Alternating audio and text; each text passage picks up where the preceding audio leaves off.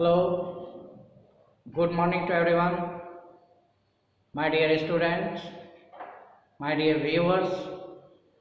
आज हम फिजिक्स के अंतर्गत दैट मीन्स इलेक्ट्रोस्टैटिक्स के अंतर्गत एक छोटे से टॉपिक हम देखेंगे, कंजर्वेशन ऑफ चार्ज, आवेश का संरक्षण सिद्धांत, जो कि चार्ज का एक बेसिक प्रॉपर्टी होता है जिसको हमने छोड़ा हुआ था, उसके बारे में आज हम डिस्कस करेंगे। ये भी एक महत्वपूर्ण टॉपिक है, तो हम आज देखेंगे आवेश का संरक्षण सिद्धांत, that means law of conservation of charge, law of conservation of charge. तो आवेश के संरक्षण सिद्धांत में पिछले क्लास में हमने देखा था आवेश के क्वांटमीकरण सिद्धांत को, जो कि एक बेसिक प्रॉपर्टी था, और ये आवेश का संरक्षण सिद्धांत क्या होता है उसको हम जानते हैं।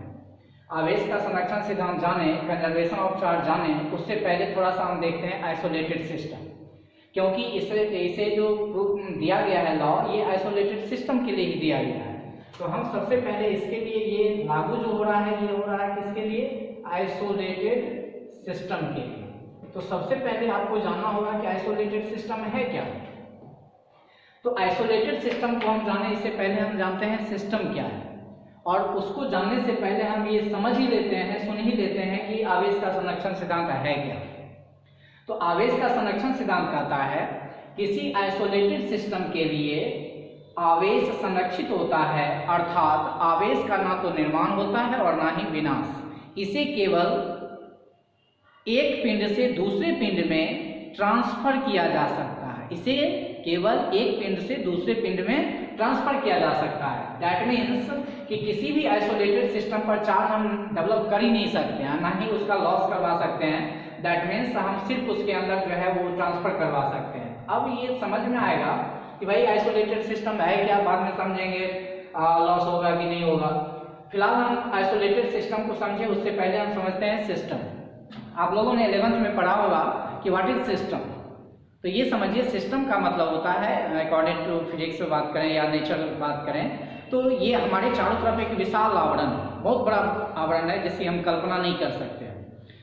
ये पूरे विशाल आवरण पर अगर हम एक्सपेरिमेंट करना चाहें तो समहाउ डिफिकल्ट। इसलिए हम क्या करते हैं, इस विशाल आवरण का सराउंडिंग का एक छोटा सा हिस्सा लेते हैं जिस पर हम एक्सपेरिमेंट करते हैं, और जिस हिस्से पर हम एक्सपेरिमेंट करते हैं वही हिस्सा हमारा कहलाता है सिस्टम, चाहे वो जिस तरीके का भी एक्सपेरिमेंट हो। अब हम बात करते हैं सिस्टम के बारे में। अगर आप समझ गए हैं तो फिर आइसोलेटेड सिस्टम के बारे में हम समझते हैं। अब सिस्टम जो है बेसिकली 3 प्रकार के होते हैं। एक होता है ओपन सिस्टम, एक होता है क्लोज्ड सिस्टम, और एक होता है आइसोलेटेड सिस्टम। ओपन सिस्टम क्या होता है कि वैसा सिस्टम जिसके अंदर या बाहर एनर्जी या मास दोनों का आदान प्रदान हो सकता है, उसको हम बोलते हैं ओपन सिस्टम। क्लोज सिस्टम का मतलब होता है कि वैसा सिस्टम जिसके अंदर या बाहर एनर्जी का आदान प्रदान हो सके लेकिन मास का आदान प्रदान नहीं हो सके, यानी मास इस पार उस पार नहीं जा सके, उसको हम बोलते हैं क्लोज सिस्टम। और आइसोलेटेड सिस्टम कहता है कि वैसा सिस्टम जिसके अंदर या बाहर ना तो एनर्जी का मूवमेंट हो और ना ही मास का मूवमेंट हो, तो उसको हम बोलते हैं आइसोलेटेड सिस्टम। दैट मीन्स ऐसा सिस्टम है जिसके अंदर या बाहर किसी भी चीज का आवागमन नहीं हो सकता है। तो आइसोलेटेड के लिए ही ये आवेश संरक्षण हो रहा है लागू। तो अब हम समझते हैं, ये तो समझ में आ गया कि भाई ऐसा आइसोलेटेड सिस्टम ऐसा चीज है कि जिसके अंदर कोई चीज हम ले लें तो ना तो बाहर से कोई आएगा ना तो अंदर से कोई बाहर जाएगा। इसका मतलब ये है कि हम उसके लिए देखते हैं। तो क्या बोला इसने कि किसी आइसोलेटेड सिस्टम के लिए आवेश का ना तो निर्माण होता है और ना ही विनाश, इसी केवल एक पिंड से दूसरे पिंड में ट्रांसफर किया जा सकता है। दैट मीन्स किसी आइसोलेटेड सिस्टम का आवेश संरक्षित होता है। इसको एक एग्जांपल से हम लोग समझते हैं तो थोड़ा सा ज्यादा मजा आएगा। एग्जांपल 1, एक आइसोलेटेड सिस्टम हम लेते हैं। ये आपका एक वस्तु है जिसको हम सिल्क बोल रहे हैं, और ये आपका एक वस्तु है जिसको हम ग्लास बोल रहे हैं। अब कहता है कि एक आइसोलेटेड सिस्टम हमने लिया, और आइसोलेटेड सिस्टम के अंदर हम क्या करते हैं, ग्लास और सिल्क को लेते हैं। तो जब हम ग्लास का टुकड़ा लाए, सिल्क का टुकड़ा लाए, तो इस पर कोई चार्ज नहीं है, इस पर कोई चार्ज नहीं है, मतलब जीरो चार्ज है। तो कूलम के तौर पे ही हम बात करते हैं। सपोज दैट ये 0 कूलम है, ये 0 कूलम है, तो उस समय इस पर कितना कूलम चार्ज है आइसोलेटेड सिस्टम पर, 0 कूलम। अब हमने क्या किया, दोनों को रब किया, रगड़ा।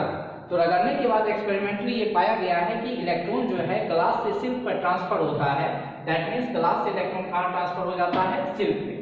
इसका मतलब है कि ये हो जाएगा पॉजिटिव और ये हो जाएगा नेगेटिव। अब कुछ अमाउंट के हिसाब से थोड़ा मान लेते हैं, जितना इस पे पॉजिटिव होगा उतना ही इस पे नेगेटिव होगा। तो मान लेते हैं कि इस पर +5 कूलम पैदा हुआ और इस पर -5 कूलम पैदा हुआ। अब दोनों को अगर हम ऐड कर दें तो ये अभी 0 कूलम है, तो अभी ट्रांसफर हुआ है, ग्लास से सिल्क में इलेक्ट्रॉन गया है तो ट्रांसफर हुआ है चार्ज का। लेकिन यहाँ पर अभी आइसोलेटेड सिस्टम के ऊपर जो है वो टोटल चार्ज कितना है, तो 0 कूलम। इसका मतलब है कि 0 कूलम। इसका मतलब ये है कि हम देख रहे हैं कि रब करने से पहले, रगड़ने से पहले भी इस आइसोलेटेड सिस्टम पर 0 कूलम चार्ज था, और रगड़ने के बाद भी इस आइसोलेटेड सिस्टम पर 0 कूलम चार्ज है। इसका मतलब है कि यही चीज तो वो बोल रहा था कि किसी आइसोलेटेड सिस्टम का आवेश संरक्षित होता है, अर्थात आवेश का ना तो निर्माण होता है और ना ही विनाश, इसे केवल एक पिंड से दूसरे पिंड में ट्रांसफर किया जा सकता है। That's all. अब ये एग्जांपल समझे, उससे थोड़ा सा अलग हटके अगर एग्जांपल हम समझना चाहें तो कैसे समझें। एग्जांपल नंबर 2 की बात करते हैं। आप लोग रेडियो एक्टिविटी के बारे में थोड़ा सा नाम सुने होंगे, रेडियो सक्रियता। रेडियो सक्रियता क्या है थोड़ा सा हम बता देते हैं, हालांकि आगे हम पढ़ेंगे। रेडियो सक्रियता होता है कि आप लोग अभी तक पढ़े होंगे कि 118 एलिमेंट्स का खोज हुआ है, तो इसका मतलब 118 तत्वों का मतलब नाभिक का फॉर्मेशन हुआ है। तो उसमें से कुछ ऐसे भी न्यूक्लियस हैं, नाभिक हैं, जो कि स्टेबल है, जिसको किसी से कोई मतलब नहीं है। एक ऐसा न्यूक्लियस है जिसको थोड़ा सा टोन दो विस्फोट हो जाएगा। एक ऐसा न्यूक्लियस है जो स्वतः विस्फोट होता है। तो मतलब जो विस्फोट नहीं हुआ अस्थायी, जो विस्फोट हो सकता है वह अस्थायी, चाहे टोनने के बाद हो या फिर स्वतः हो। तो समाज में भी कुछ ऐसे लोग होते हैं जो कितना भी चिरा लो तो नहीं चिरता है, लेकिन कुछ ऐसे लोग होते हैं उसका तो खैर गारंटी ही नहीं है। तो इसका मतलब ये है कि हम बात कर रहे हैं कि जब आपका न्यूक्लियस है तो जो विस्फोट हो रहा है, चाहे वो स्वतः विस्फोट हो या कि तोड़ने के बाद विस्फोट हो, तो अगर स्वतः विस्फोट हो रहा है तो वो नेचुरल हो रहा है, और जिसको जबरदस्ती हम विस्फोट करवा रहे हैं तो वो आर्टिफिशियल है। तो जब कोई न्यूक्लियस टूटता है तो वह अल्फा बीटा गामा कणों का उत्सर्जन करता है और साथ ही साथ एनर्जी डेवलप करता है। इसका मतलब ये है कि उसको हम बोलते हैं रेडियो एक्टिविटी, रेडियो सक्रियता। तो रेडियो सक्रियता 2 तरह का होता है, एक हो गया कृत्रिम रेडियो सक्रियता और एक हो गया प्राकृतिक रेडियो सक्रियता, natural radio activity and artificial radio activity. उसके दौरान भी हमारा जो है ये चार्ज कंजर्व होता है। तो कैसे हम थोड़ा सा इसको देखते हैं। अगर हम देखें radio activity, radio activity, radio सक्रियता, रेडियो सक्रियता। अब ये हम बोले कि 2 तरह का ये हो रहा है, एक हो रहा है नेचुरल और एक हो रहा है आर्टिफिशियल।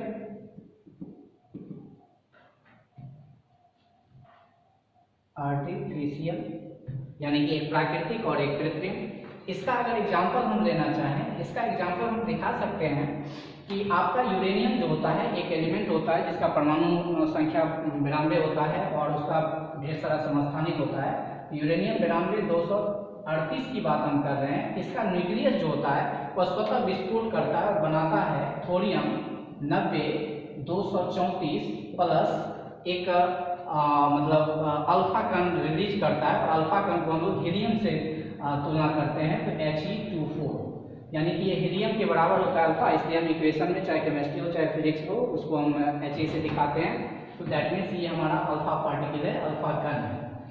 अब यहाँ पर हम देखते हैं कि विस्फोट होने से पहले याद रखना है कि जिस तत्व का जितना परमाणु संख्या उसमें उतना ही इलेक्ट्रॉन उतना ही प्रोटॉन। तो जितना इलेक्ट्रॉन जितना प्रोटॉन मतलब क्या, जितना प्लस उतना ही माइनस, तो दोनों को जोड़ देंगे तो 0 चार्ज। तो टूटने से पहले 0 चार्ज। यहाँ पर देख रहे हैं 90 है तो 90 इलेक्ट्रॉन 90 प्रोटॉन, दैट मीन्स यहाँ भी 0 चार्ज। और यहाँ 2 है, इसका मतलब 2 इलेक्ट्रॉन 2 प्रोटॉन, यहाँ भी 0 चार्ज। तो टूटने से पहले भी 0 चार्ज और टूटने के बाद भी 0 चार्ज। इसका मतलब है कि यहाँ पे चार्ज का कोई फॉर्मेशन नहीं हुआ, सिर्फ अलग वस्तु बन के, अलग कण बन के आवेश का बंटवारा हुआ है। तो ये हमारा नेचुरल है। अब आर्टिफिशियल में क्या करते हैं, आर्टिफिशियल का थोड़ा सा एक एग्जाम्पल लेते हैं। यूरेनियम का ही एक 92-235 है, जो बेचारा स्वतः तो नहीं टूटता, लेकिन थोड़ा सा उसको एक्टिव कर दिया जाए तो मंद गति वाले न्यूट्रॉन से उसको प्रहार करवाते हैं। ये बनाता है यूरेनियम 36 और ये फिर अब स्वतः टूटता है और बनाता है barium 56 141 plus krypton 36 92 plus 3 neutron देता है प्लस एनर्जी देता है। मतलब ये कि अब ये जो यूरेनियम है इस पर थोड़ा सा बमबारी करवाए तो ये हमको ये पार्टिकल दे दिया।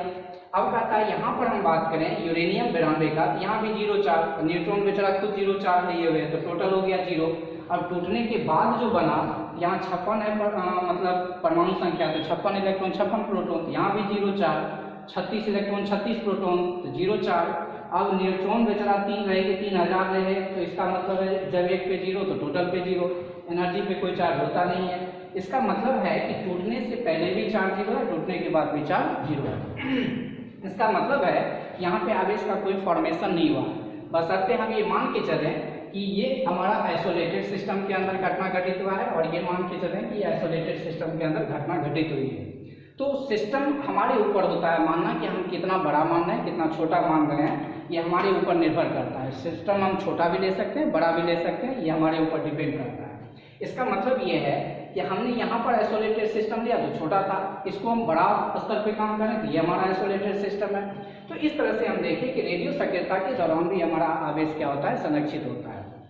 अब दिमाग में ये मत बैठा लेना है कि सर क्या हमेशा ही 0 होगा, नहीं, ऐसी बात नहीं है। हम एग्जाम्पल नंबर 3 से इसको क्लियर कर लेते हैं, क्योंकि ये कंफ्यूजन आपके दिमाग में हो सकता है। सपोज दैट ये हमारा आइसोलेटेड सिस्टम है, आइसोलेटेड सिस्टम है। अब इसमें हम 2 वस्तु ले लिए, जैसे सिल्क और ग्लास वाला जो हम बात किए थे, मान लो कोई 2 वस्तु हम लिए। अब यहाँ पर हम पहले जब लाए तो इस पर जो है पहले से चार्ज था +5 कूलम, और इस पर पहले से चार्ज था 15 कूलम। प्लस में ही दोनों ले रहे हैं, प्लस माइनस कुछ भी हो सकता है, कोई बड़ी चीज नहीं है। अब हम बात करते हैं जब हम आइसोलेटेड सिस्टम लाए, काल्पनिक सतह है ये, अब यहाँ पर जो है +5 कूलम +15 कूलम, तो टोटल इस आइसोलेटेड सिस्टम पर चार्ज कितना है, तो 15 5 20, चूंकि प्लस प्लस जुड़ेगा तो 20 कूलम हो गया। तो अभी ये 20 कूलम है। अब हम क्या किए, जिसके पास प्लस में ज़्यादा चार्ज है, इसका मतलब है कि वो हायर पोटेंशियल पर, ये लोअर पोटेंशियल पे है। अब इसको हम क्या करते हैं, एक वायर से जोड़ देते हैं, तो चार्ज हायर पोटेंशियल से लोअर पोटेंशियल पे जाएगा। इसका मतलब है कि चार्ज का बंटवारा होगा, और कैसे बंटवारा होगा, तो दोनों को जोड़ दीजिए, 2 से भाग दे दीजिए, और सिमिलर हम लिए हुए हैं वस्तु, मतलब एक समान लिए हुए हैं। इसका मतलब ये है कि इससे इस पर जो आएगा तो वो आधा आधा बंटवारा करेगा, मतलब दोनों को जोड़ के 2 से भाग, 15 5 20 बटा 2 10, यानी कि अब इस पर आएगा +10 कूलम, और इस पर भी रहेगा +10 कूलम। तो वायर से जोड़ने से पहले इस आइसोलेटेड सिस्टम पर चार्ज था 20 कूलम, और जब वायर से जोड़ दिए तो अभी भी हमारा इस आइसोलेटेड सिस्टम पर चार्ज है 20 कूलम। फर्क क्या हुआ कि चार्ज हमारा इस बॉडी से इस बॉडी में गया है, तो यही चीज तो वो बता रहा है। आवेश संरक्षण सिद्धांत के अनुसार किसी आइसोलेटेड सिस्टम पर किसी आइसोलेटेड सिस्टम का आवेश संरक्षित होता है, अर्थात आवेश का ना तो निर्माण होता है और ना ही विनाश। इसे केवल एक बॉडी से दूसरे बॉडी में ट्रांसफर किया जा सकता है, एक वस्तु से दूसरे वस्तु में ट्रांसफर किया जा सकता है। That's all. तो ये अभी तक आप देखें कि आवेश संरक्षण सिद्धांत है क्या। अब हम देखते हैं अगले एपिसोड में देखेंगे कि चार्ज को हम डिस्ट्रीब्यूट कैसे, मतलब किसी वस्तु पे चार्ज को डेवलप कैसे करवाते हैं। अभी तक हम ये सीख रहे थे कि आवेश क्या है, आवेश के गुण क्या हैं, आवेश का क्वांटमीकरण सिद्धांत क्या है, आवेश का संरक्षण सिद्धांत क्या है। तो इस तरह से हम देखें। अब हम देखने जा रहे हैं कि कोई भी बॉडी अगर है तो उस पर हम कितने तरीके से चार्ज डेवलप करवा सकते हैं। अब हमको ये सीखना कि चार्ज के बारे में समझ गए कि भाई ये होता है। अब देखना है कि चार्ज कैसे हम लाते हैं। तो अगले वीडियो में हम देखेंगे आवेश कैसे उत्पन्न किया जाता है, that means method of charging, आवेशन की विधि। तब तक के लिए see all the best of luck for the future.